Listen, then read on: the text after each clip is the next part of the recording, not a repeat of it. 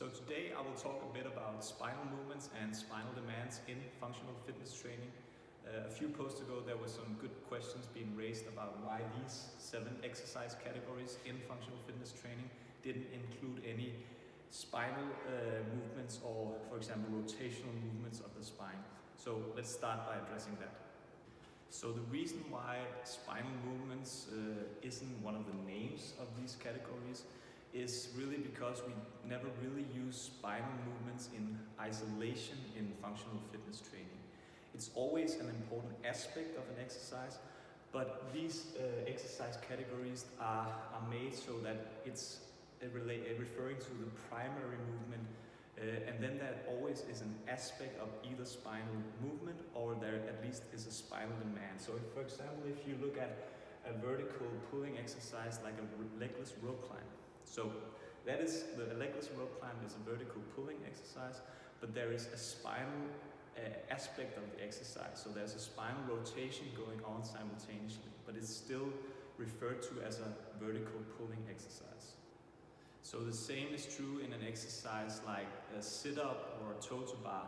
The primary movement taking place here is a hip flexion or a hip closing of the hips, but there is also an aspect or an element of a spinal movement, and that's a spinal flexion. So sit-up and toes-to-bar, a body closing movement, a hip flexion movement, but there is an aspect of spinal flexion. So definitely spinal movements is an aspect of some exercises in functional fitness training. But if you really think about it, the demands for the spine in most functional fitness training is more a matter of resisting or minimizing spinal movement, not creating movement in the spine, but actually trying to resist it. That's sometimes why we say that a functional fitness training exercise has an aspect or contains an element of anti-flexion or anti-extension. So for example, in a deadlift is a hip dominant exercise, but it contains an aspect of anti-flexion.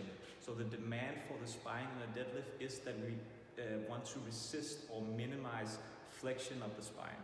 There's always going to be a little flexion taking place in the deadlift. That's actually something that research has shown, that even though it doesn't look that way, there's always some element of flexion, but we want to minimize that flexion movement taking place. So the same goes for when we move more towards the knee dominant end of the spectrum with bilateral exercises. So exercises like back squatting, front squatting, goblet squats, is also, that's knee dominant exercises, but there is an element of anti-flexion. So gravity and the load, for example in a goblet squat, when we squat, is pulling the spine towards flexion, and we want to resist that flexion. So hip dominant, knee dominant exercise on 2 legs, deadlifts, squats, good morning, so on, have an anti-flexion demand for the spine. I think that's pretty easy to comprehend. It's probably something that most people knew already. Where it becomes a bit more interesting is when we move over to the unilateral lower body dominant exercises, like a single-legged deadlift or a split squat or a lunge or a pistol. When you think about it, actually there's going to be more of a demand for anti-rotation and anti-lateral flexion of the spine. So once you stand on one leg, the demands for the muscles like the abdominals and the back muscles on the one side is elevated, and there's a higher demand for resisting rotation and resisting lateral flexion. So often in these unilateral lower body exercises, what's being compromised is not only the back but all through the kinetic chain. So when there's unilateral exercise, often we see the foot caving in, the knee caving in, and the hip going out, and then obviously the spine has to be up for, in order to be upright, it has to side bend. So sometimes we need to cue further down the kinetic chain and align that in order for the spine to be aligned in these unilateral exercises.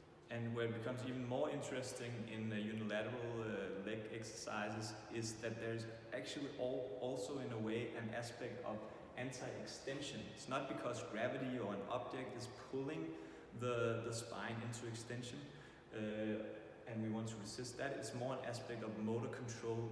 For example, a lot of people are doing split squats or lunges in a way where they are overextending their spine. So we want to cue them into the right position.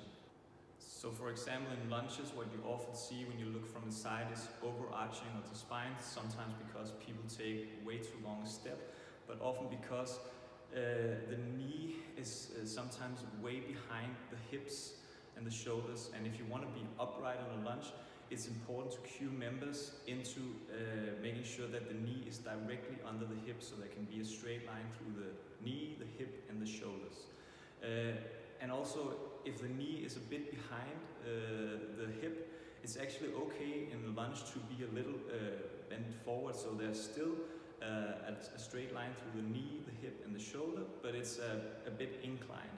But we want to make sure to keep that straight line to avoid overarching in, for example, lunges. So where this overarching of the spine, when you look from the side, becomes even more pronounced is sometimes in the Bulgarian split squat. And I think that's because a lot of people think that in the Bulgarian split squats, the torso has to be completely vertical. But if you have the knee behind or way behind the hip and you're keeping the torso vertical, you're gonna, regardless, overarch your back. So and it's also going to put the center of mass behind the front foot, so it's going to be a two-legged exercise where you push off a lot with the back leg. You have to do that when the center of mass is behind the front foot. So what you want to do here is that it's completely fine to bend at the hip a bit, and so we make sure that the center of mass goes into the front leg, and it also makes it so that we can align our spine and keep it more or less neutral and avoid overextension. And finally, we have the more combined exercises that are still somewhat lower body dominant, and where you have an object in one hand. That could be a kettlebell snatch or a dumbbell snatch or a kettlebell clean, for example, or a kettlebell one arm push press.